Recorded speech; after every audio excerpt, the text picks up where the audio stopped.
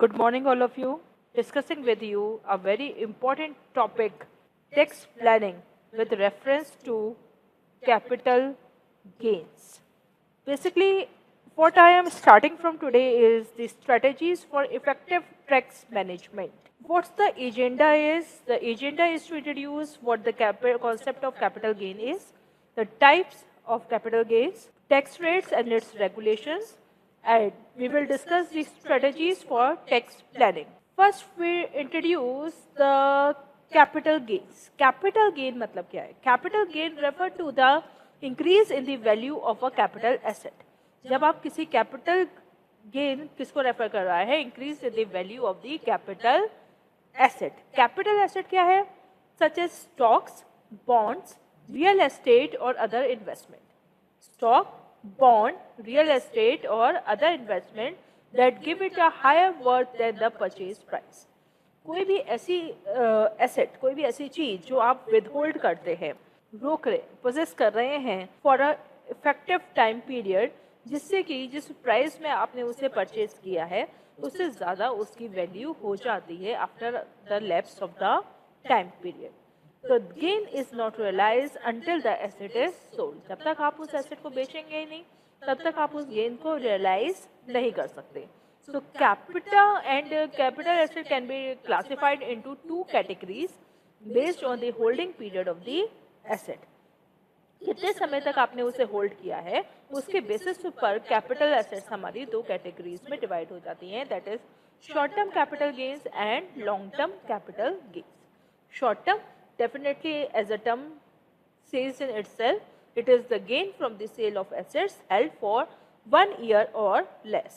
ऐसे सारे गेन जो एक साल या एक साल से कम टाइम पीरियड के लिए होल्ड किए गए हैं वो हमारे कहलाते हैं short term capital gains. These are usually taxed at the individual's ordinary income tax rate. ये जनरली हमारे टैक्स होते हैं. जनरली आप इसे लिखते हैं किसके लिए? के लिए जब हम इसे ऑर्डिनरी टैक्स रेट पे हम शो करते हैं. लॉन्ग टर्म कैपिटल गेन्स हमारे हैं gains from the sale of assets held for more than 1 year. एक साल से ज़्यादा के टाइम पीरियड के लिए जो आपने एसेट्स सिक्योर करी हैं, होल्ड करी हैं, वो हमारे को देते हैं long term capital gain. These are generally tax at a lower rate than short term capital gains. इस पे कंपैरेटिवली लोअर रेट पे टैक्स लगता है in comparison to the short term capital gains. Short term capital gains are generally tax at a higher rate in comparison to the LTC, often depending on the individual's income level and final filing status. ये हमारे depend करता है कि हमारे individual की income level क्या है और उसका फाइलिंग का status. Understanding capital gains is important for tax planning and investment strategies as it affects the net returns on investment. For example आपने कोई भी चीज एसेट आज की डेट में परचेज करी और उसको आपने 5 ईयर्स तक पोजेस किया. जब आपकी वैल्यू 1 लाख रुपीज़ थी और आफ्टर 5 ईयर्स वो वैल्यू हो गई है 7 लाख रुपीज़. तो आफ्टर 7 ईयर्स 5 ईयर्स के टाइम पीरियड के बाद जब उसकी वैल्यू 7 लाख रुपीज़ हुई है, तो वो जो आपका कैपिटल एप्रिसिएशन है, जो प्राइस में एप्रिसिएशन है, जिसकी वजह से आपको प्रॉफिट हो रहा है, हमारा कैपिटल गेन. और ये क्या हुआ? Because I am holding the asset for generally for a period over than a year, more than a year, तो ये मेरा बन जाता है LTCG. अगर यही आप विद इन अ ईयर करेंगे, एक साल या उससे कम समय के लिए, तो ये बनेगा हमारा short term capital gain. Short term capital gain पे ज़्यादा रेट पे टैक्स लगता है और लॉन्ग टर्म कैपिटल गेन में कम रेट पे टैक्स लगता है इन कंपेयर टू STCG. हमारे इंपॉर्टेंस क्या है टैक्स प्लानिंग की? Why tax planning is important or crucial? Tax planning for capital gains is crucial for several reasons. कुछ important reasons हैं हमारे, several reasons है जिसके लिए ये हमारा important है. सबसे पहले ये important है हमारे लिए tax minimization के लिए. Proper planning can help minimize the amount of taxes owed on capital gains by understanding tax laws and using strategies such as holding investments for more than 1 year.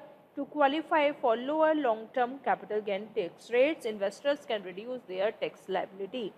आपको अगर कम tax पे करना है तो आपको, अगर आप एसेट को एक साल से ज़्यादा होल्ड करेंगे तो आपका डेफिनेटली जो टैक्स स्लैब है वही कम हो जाएगा और in this way you can reduce your tax liability. On the other hand, it helps in maximization of the returns. Efficient tax planning can maximize the after-tax return on investment.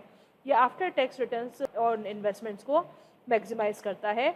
By minimizing taxes, investors can keep more of their investment gains, thereby enhancing overall portfolio performance. इसकी वजह से आप अपने returns को maximise कर सकते हैं proper tax planning के साथ, और आपके रिटर्न्स को ये मैक्सिमाइज करता है. Timing of sales. Strategic timing of asset sales can significantly impact the amount of taxes owed. कितना टाइमिंग है आपके एसेट सेल का, जिस पॉइंट पे आप अपनी एसेट को सेल कर रहे हो, उस एक स्पेसिफिक पॉइंट की वजह से आपका जो टैक्स स्लैब है, किस टैक्स ब्रैकेट है, कि आपके ऊपर कितनी टैक्स लायबिलिटी बनेगी, वो significantly affected by this. For example, selling losing investments to offset gains, a strategy known as tax loss harvesting, can reduce taxable income. अगर आप अपनी उस पॉइंट पे, जिस समय पे आपको कुछ investment, certain capital asset investment पे आपको लॉस हो रहा है, लॉस मेकिंग इन्वेस्टमेंट है, उनको उस पॉइंट पे आपसे और इन्वेस्टमेंट्स जो हैं वो प्रॉफिटेबिलिटी में है, गेन में है, तो इस पूरी प्रोसेस को हम कहते हैं tax harvesting. Retirement planning. For retirees or those planning for retirement, understanding the tax implications of selling investments is crucial. Proper planning can help ensure that retirees have enough after-tax income to meet their needs. Retirees को ये देखना है कि आपको जब भी वो retirement अपनी प्लान कर रहे हैं, जब भी रिटायरमेंट एज हो, उस समय पे आपको ये देखना है कि आपके जो इन्वेस्टमेंट है, अगर आप उन्हें सेल करते हो तो उसकी वजह से आपके ऊपर कितनी टैक्स लायबिलिटी बनेगी और आपको अपनी आफ्टर टैक्स इनकम कितनी मिलेगी after to meet your own personal needs. Avoiding tax traps. Without proper planning, investors may inadvertently trigger higher taxes. अगर आप प्रॉपर प्लानिंग नहीं कर रहे हो तो उसकी वजह से कभी ये हो सकता है कि आपने इन्वेस्टमेंट करे, इन्वेस्टमेंट से आपको रिटर्न्स भी अच्छे दिए, गेंस भी अच्छे दिए, और गेंस अच्छे दिए तो ऑन द सेम हैंड उसी पॉइंट पे आपको ज़्यादा टैक्सेस भी तो देने पड़ेंगे. For example, selling a large number of assets in a single year could push an individual into a higher tax bracket. अगर वो अपनी सारी चीज़ें, सारे इन्वेस्टमेंट, सारे जितने भी एसेट्स हैं, वो अगर एक ही साल में, सिंगल ईयर में ही सेल ऑफ कर देता है, तो डेफिनेटली वो इनवाइट कर रहा है किसको? हायर टैक्सेस को, resulting in higher taxes on both capital gains and ordinary income, जिसकी वजह से वो हायर टैक्स ब्रैकेट में फॉल इन करेगा और डेफिनेटली ही और she has to pay more taxes. Estate planning.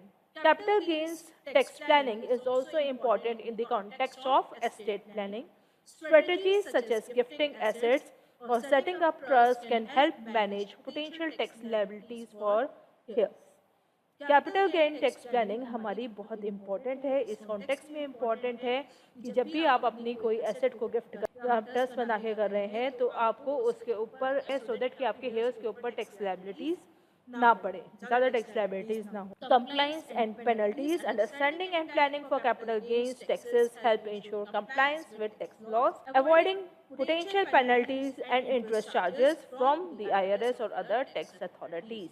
जो आपकी इनकम टैक्स रेगुलेटरी सर्विसेज हैं, वहाँ से, इनकम टैक्स डिपार्टमेंट से आपके ऊपर कम टैक्स लायबिलिटी या कोई पेनल्टी इम्पोज ना हो जाए कैपिटल गेन के हेड के अंदर, सेक्शन के अंदर, तो आपको उसमें प्रॉपर सोच समझ कर रखना है. You have to comply with each norms governed under Capital Gain Act. Effective tax planning for capital gains requires a good understanding of tax laws, awareness of personal financial goals, and sometimes the advice of tax professionals or financial advisors. तो आपको effective tax planning अगर करनी है तो you need to understand the tax laws. आपको aware रहना है अपने पर्सनल फाइनेंशियल गोल्स के लिए, और कभी ज़रूरत पड़े तो you need to take the advice of the financial advisors. Types of capital gains. हमारे दो टाइप के कैपिटल गेन है, एसटीसीजी और एलटीसीजी. अब एसटीसीजी के केस में कौन कौन सी एसेट्स आती हैं वो हम डिस्क्राइब करेंगे. Assets held for less than 36 months. जो एसेट्स आपने 36 मंथ्स के केस में से कम के लिए एक्वायर करी हैं वो हमारी शॉर्ट टर्म कैपिटल गेन्स है. और 12 month for the case of equity. जो इक्विटी शेयर्स हैं आपके पास, वो अगर आपने 12 मंथ से कम होल्ड कर रहे हैं तो वो शॉर्ट टर्म एसेट में आएंगे, और अगर कोई भी एसेट आपने 36 मंथ से कम के लिए यूज करी है, ये पोजेस करी है, तो जी में आएगी।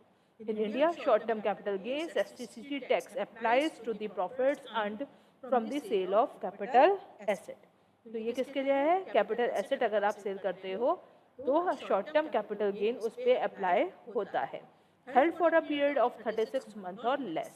However, for certain assets like equity shares or units of an equity-oriented mutual fund, equity shares में आपने करा हो या इक्विटी ओरिएंटेड म्यूचुअल फंड में अगर आपने इन्वेस्टमेंट किया हो और वो होल्डिंग आपकी 12 मंथ से कम है, 12 मंथ्स या उससे कम है, तो वो एसटीसीजी का पार्ट है। The tax implications for STCG in India very based on the type of asset sold and the nature of the transaction. कुछ पॉइंट्स हमें इसमें ध्यान में रखने हैं। क्या holding period it should be 12 months और लेस। किस केस में? Look at the heading, equity shares and equity oriented mutual funds listed on a recognized stock exchange। अगर किसी recognized stock exchange से ट्रेड करते हुए आपने इक्विटी शेयर्स में इन्वेस्टमेंट किया है या इक्विटी ओरिएंटेड म्यूचुअल फंड्स में इन्वेस्टमेंट किया है, तो आपका होल्डिंग पीरियड कितना होना चाहिए? 12 मंथ और लेस। अब कितना टैक्स रेट इस पे एप्लीकेबल है?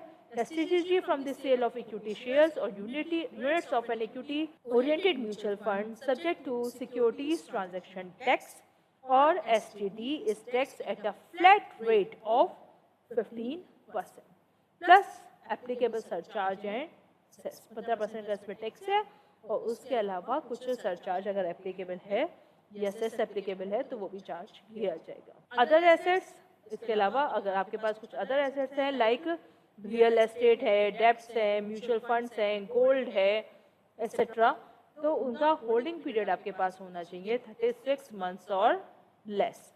अब इसमें टैक्स रेट करिए, from the sale of other asset is added to the individual's total income and tax at the applicable income tax slab rates.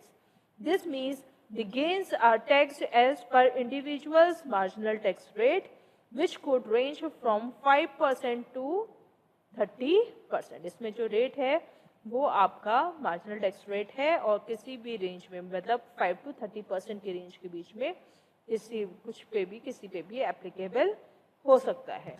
Plus applicable surcharge and cess depending on the total income. इसमें जो capital gains मतलब STCG से आपको profit हो रहा है, income generate हो रही है, उसको आप सेट ऑफ और कैरी फॉरवर्ड भी कर सकते हैं। STCG can be set off against short term capital losses. Short term capital gain को आप ऑफसेट कर सकते हैं, इसको सेट ऑफ कर सकते हैं against short term capital losses. मतलब अगर आपको शॉर्ट टर्म कैपिटल लॉस हो गए तो उसको आप शॉर्ट टर्म कैपिटल गेन से सेट ऑफ कर सकते हैं। And long term capital losses, उसको आप लॉन्ग टर्म कैपिटल लॉसेस से भी सेट ऑफ कर सकते हैं। Any unabsorbed losses can be carried forward to subsequent years। अगर आपका इस साल सेट ऑफ करने के बावजूद भी नहीं कंप्लीट हो पा रहा लॉस, तो आपको उसको कैरी फॉरवर्ड कर सकते हैं सब्सिक्वेंट ईयर्स के, उसको कहते हैं हम कैरी फॉरवर्ड। पहला वाला सेट ऑफ का पॉइंट है, ये हमारा सेट ऑफ है, और अगर इसके बाद भी बैलेंस बाकी रह जा रहा है लॉस का, तो वो सब्सिक्वेंट ईयर्स में कैरी फॉरवर्ड हो जाएगा। कब तक के लिए? Up to a maximum of 8 years. आप उसे कब तक कैरी फॉरवर्ड कर सकते हो? Maximum of 8 and can be set off against short term and long term capital gains in those years. किसके अगेंस्ट सेट ऑफ कर सकते हो? शॉर्ट टर्म और long term capital gains both के अगेंस्ट। एसटीसीजी को जब हम फॉरवर्ड करके सेट ऑफ कर रहे हैं, क्या अगेंस्ट कर? शॉर्ट टर्म, ये STCLL लॉसेस को हम सेट STCG से और LTCG से। Got it? Exemptions or deductions. No deductions under section 80C to 80U are available from STCG on equity shares and equity oriented mutual fund। अगर आपका जो gain है, शॉर्ट टर्म कैपिटल गेन है, वो equity shares या equity oriented mutual fund से है, तो आपको कोई डिडक्शन नहीं मिलेगी अंडर सेक्शन 80C से 80U तक। जो डिडक्शन है हमारी स्टैंडर्ड डिडक्शन, उसमें से कोई भी डिडक्शन आपके लिए नहीं है if you are investing getting a STCG from equity shares or equity oriented mutual fund. For other assets, the usual deductions under section 80C to 80U can be availed from the total income including STCG. Advance tax. If the total tax liability exceeds rupees 10,000 in a financial year, taxpayers are required to pay advance tax on their STCG. Total tax liability एक साल में एक financial year में 10,000 या उससे ज़्यादा बनती है, 10,000 से ज़्यादा बनती है, तो आपको एडवांस टैक्स देना पड़ेगा. Failure to pay advance tax can result in interest penalties under section 234B and 234C of the Income Tax Act. अगर आप इसे नहीं पे कर पाए तो वो आपकी पेनल्टी पड़ेगी. Understanding the tax implication of STCG in India help taxpayers manage their investments effectively. तो ये जो taxpayers हैं, tax implications हैं STCG of India में, वो taxpayers को अपना investment effectively plan करने में help कर रही है. Ensuring compliance with tax laws and optimizing their after-tax returns. Consulting with a tax professional can provide personalized advice based on specific financial institutions. So specific financial institutions के जो आपके tax professionals हैं उनसे help लेकर आप अपने STCG को plan कर सकते हैं. अब आ रही बात लॉन्ग टर्म कैपिटल गेन्स की. लॉन्ग टर्म कैपिटल गेन क्या है?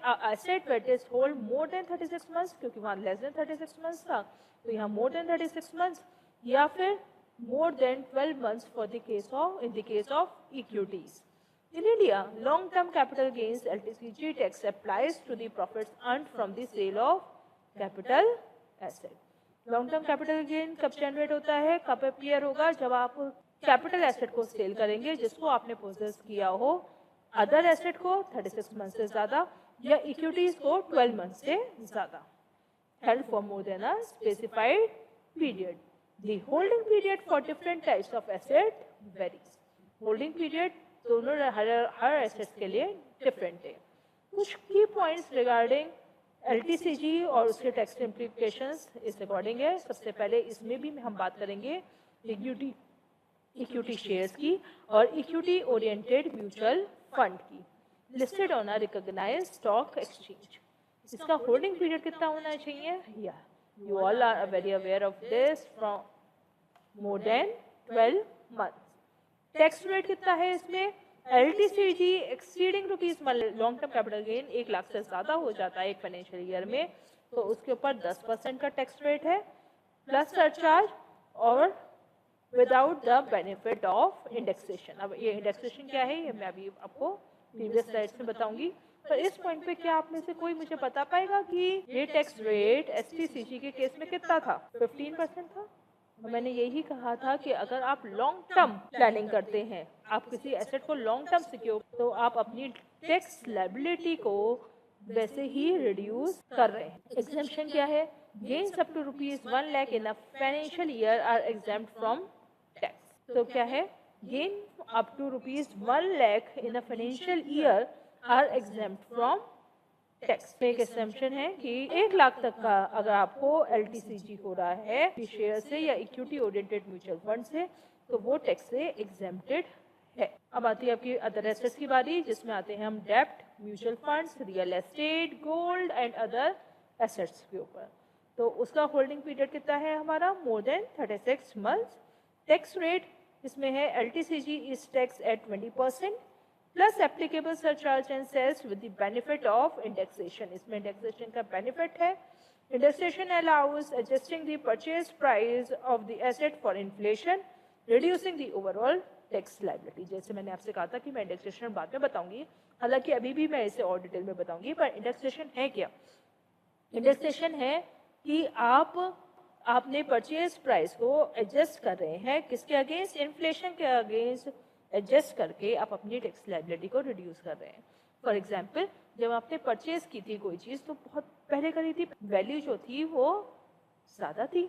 अब इन्फ्लेशन के परचेसिंग पावर है वो कम हो, तो आप उस रेट से, उस इन्फ्लेशन के रेट से आप अपने परचेज प्राइस को एडजस्ट कर देते हैं सो दैट कि जो आपका गेन है वो न्यूट्रलाइज हो जाए, वो बहुत ज़्यादा ना दिखे. एग्जेम्पशन है देयर इज, इस केस में कोई स्पेसिफिक एग्जाम्पशन नहीं है, जैसे कि पिछले केस में थी 1 लाख रुपीज तक। कुछ स्पेशल केसेस अब हम इसमें डिस्कस करेंगे, दैट इज अनलिस्टेड शेयर्स। अब अगर मैंने कहा था देखो रिकॉग्नाइज्ड स्टॉक एक्सचेंज पे जो आपके शेयर्स हैं उसके लिए स्पेसिफिक केस हो गया। अब हम ऐसा क्या करें, जो शेयर्स अनलिस्टेड हैं पर वो हमारे पास हैं, for unlisted shares the holding period for considering gains as long term is 24 month. अगर अनलिस्टेड शेयर्स पे आपको LTCG देखना है तो आपको सबसे पहली बात वो लॉन्ग टर्म कैपिटल गेन में तभी आएगा जब आपने उसे 24 मंथ्स या उससे ज़्यादा के लिए होल्ड किया हो। Listed bonds and government securities के केस में क्या है, for listed bonds and government securities the holding period for considering gains as long term is 12 month. Listed bond और गवर्नमेंट सिक्योरिटीज के केस में आपने उसे कम से कम 12 मंथ्स के लिए होल्ड किया हो तो वो LTCG का पार्ट बनेंगे। सेट ऑफ और कैरी फॉरवर्ड के लिए क्या नॉर्म्स है, LTCG can be set off against long term capital losses. केवल देखो उसमें दोनों थे, शॉर्ट टर्म कैपिटल गेन भी था, लॉन्ग टर्म कैपिटल गेन भी था। लॉन्ग टर्म कैपिटल लॉसेस को केवल और केवल आप LTCG से ही सेट ऑफ कर सकते हैं, not from short term capital gain.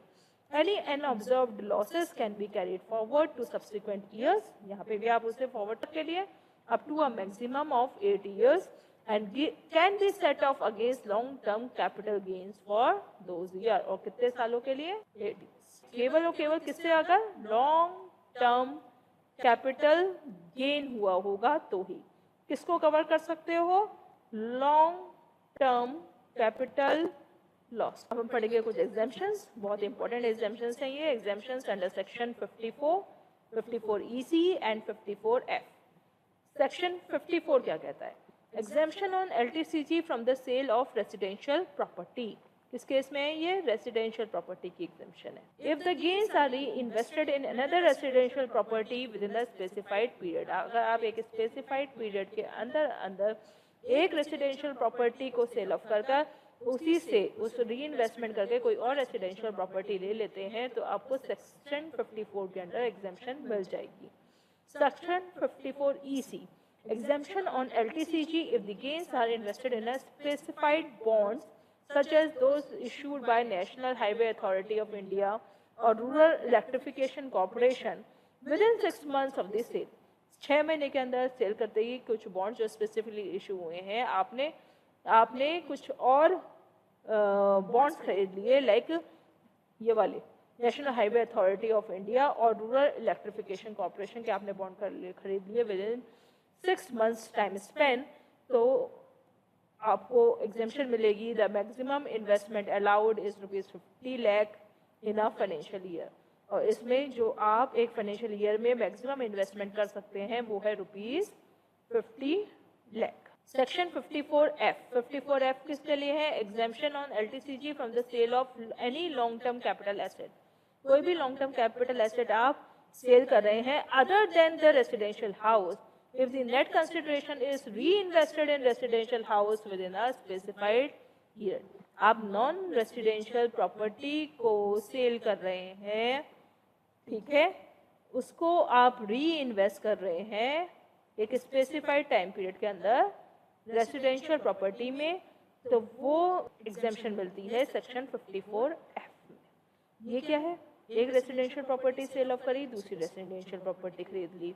इसमें क्या किया आपने, कोई भी लॉन्ग टर्म कैपिटल गेन हुआ, आपने उस स्पेसिफाइड बॉन्ड्स और आपने other than long residential property कोई भी लॉन्ग टर्म कैपिटल एसेट को सेल ऑफ करा और आपको जनरेट हुए क्या, जो फंड जनरेट हुए उसको आपने री इन्वेस्ट कर दिया रेसिडेंशियल प्रॉपर्टी में, तो हमारा सेक्शन 54F।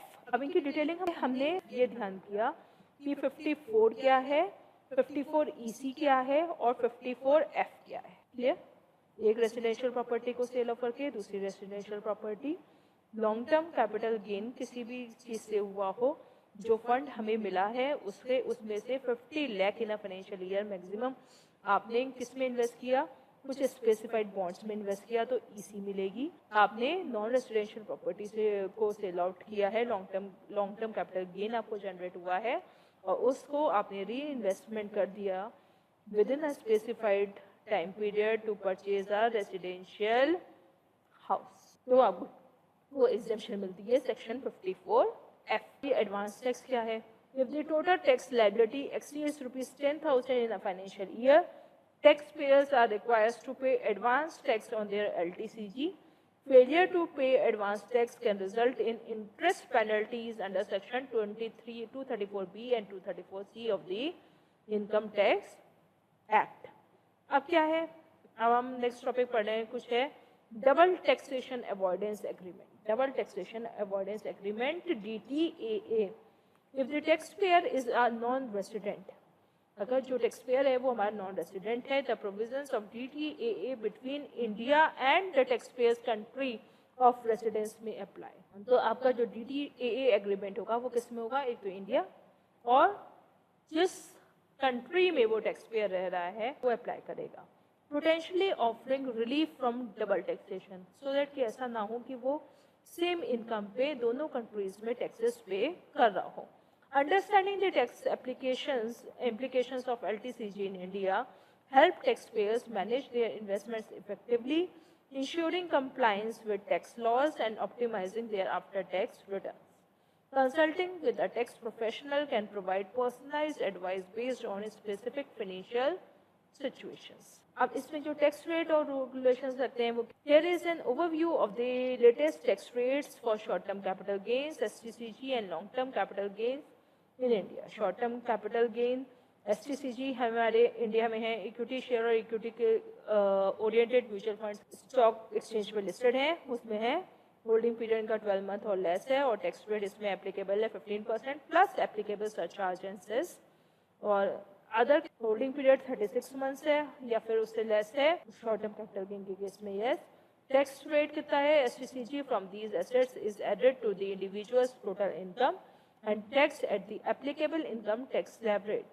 अब क्या है इसमें टैक्स स्लैब? अगर 2.5 लाख तक का शॉर्ट टर्म कैपिटल गेन है तो नील है टैक्स रेट, मतलब 250,001 रुपीज से लेकर 5 लाख रुपीज तक है तो 5%, और 5 लाख से 10 लाख तक है, 5 लाख 1 रुपीज से लेकर 10 लाख रुपीज तक है तो 20%, income above rupees 10 lakh 30%। Long term capital gain भी अब हमारे देखो इसमें दो कैटेगरीज हमारी हर जगह हैं, इक्विटी शेयर्स और इक्विटी ओरिएंटेड म्यूचुअल फंड्स एक तरफ है, उस कैटेगरी में मोर देन 12%, अगर 12 मंथ्स है तो 10% एप्लीकेबल है, ठीक है, उस पर सरचार्ज और सेस एप्लीकेबल होगा, और gain exceeding ₹1 lakh in a financial year without the benefit of indexation, ठीक है, अगर 1 लाख या 1 लाख तक का गेन होता है without the benefit of indexation तो उस पर आपको जो टैक्स रेट देना है वो है 10%।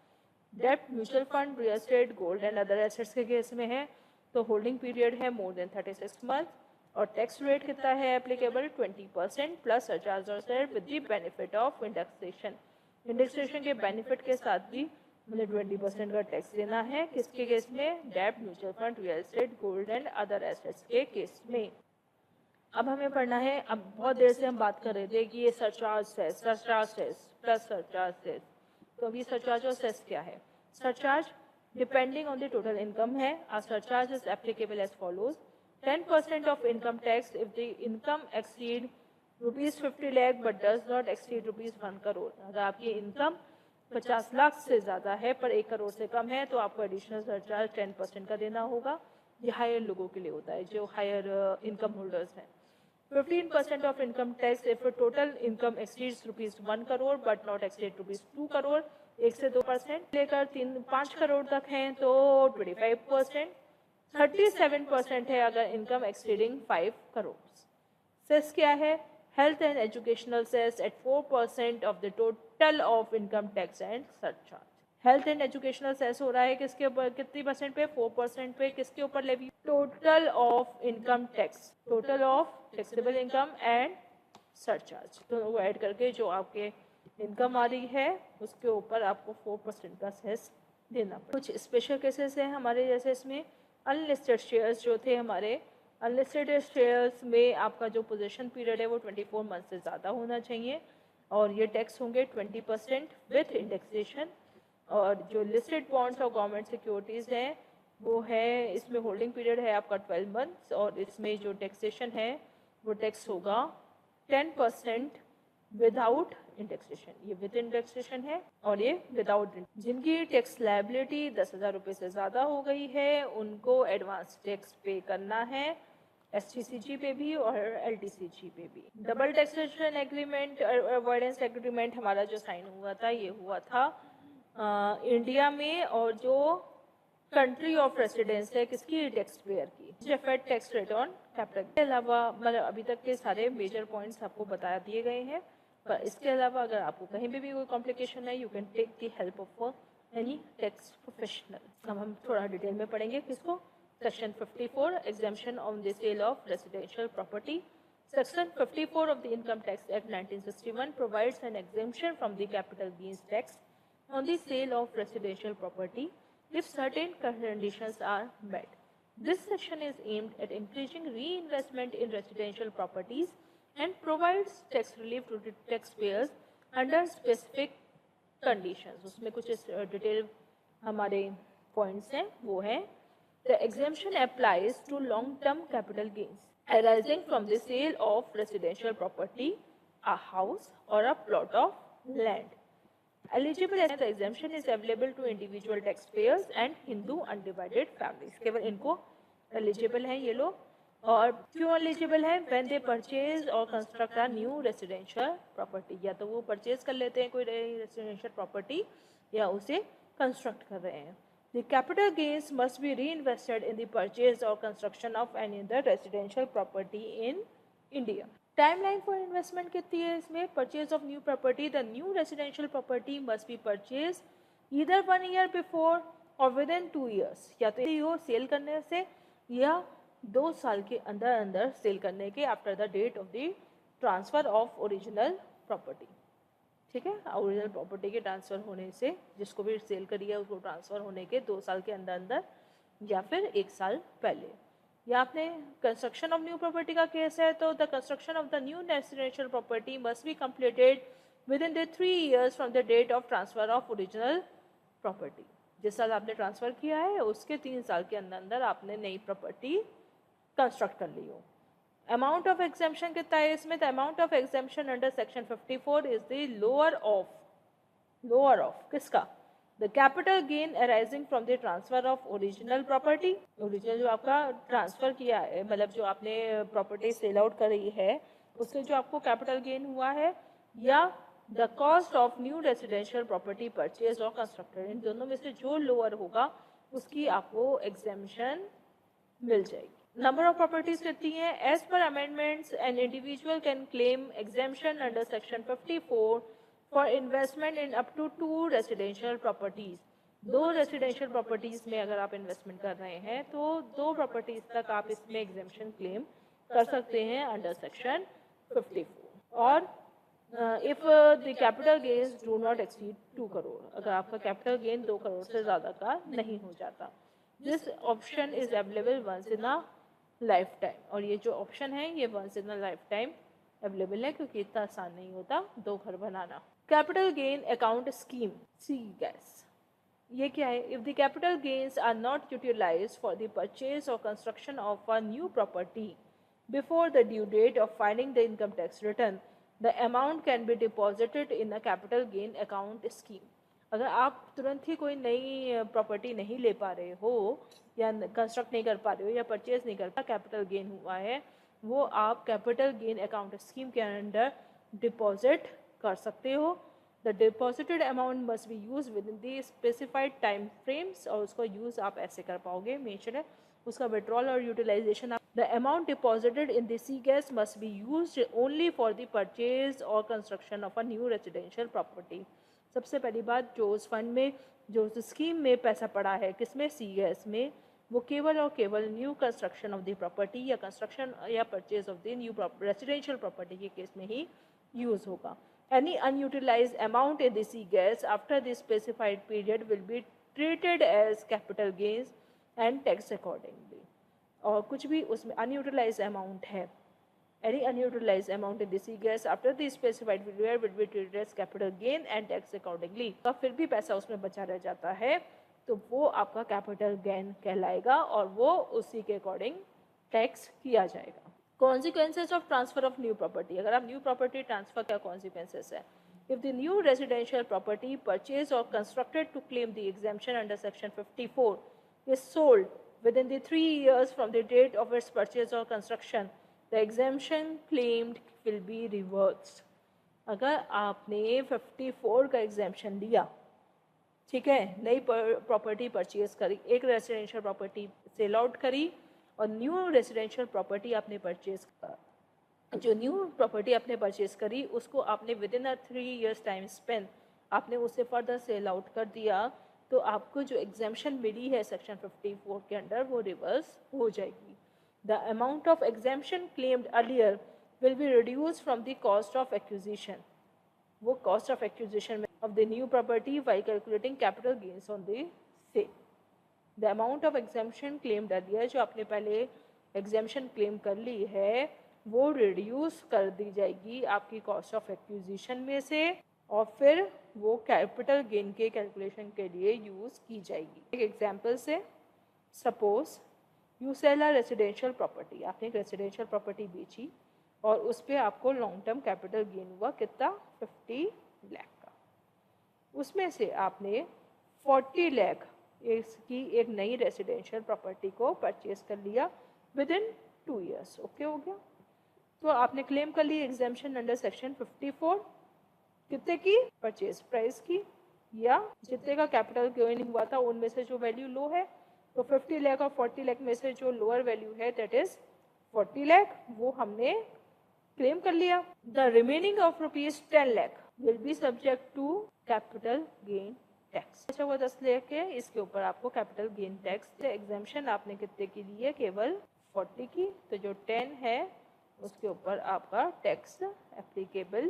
So the conclusion is section 54 provides a significant tax benefit for taxpayers who reinvest their capital gains from the sale of a residential property into another residential property by meeting the specified conditions and timeliness. Taxpayers can effectively reduce or eliminate their capital gains tax liability. It is advisable to consult with a tax professional to ensure compliance with all the conditions and to make the most of the exemptions. Thank you. We will continue with this.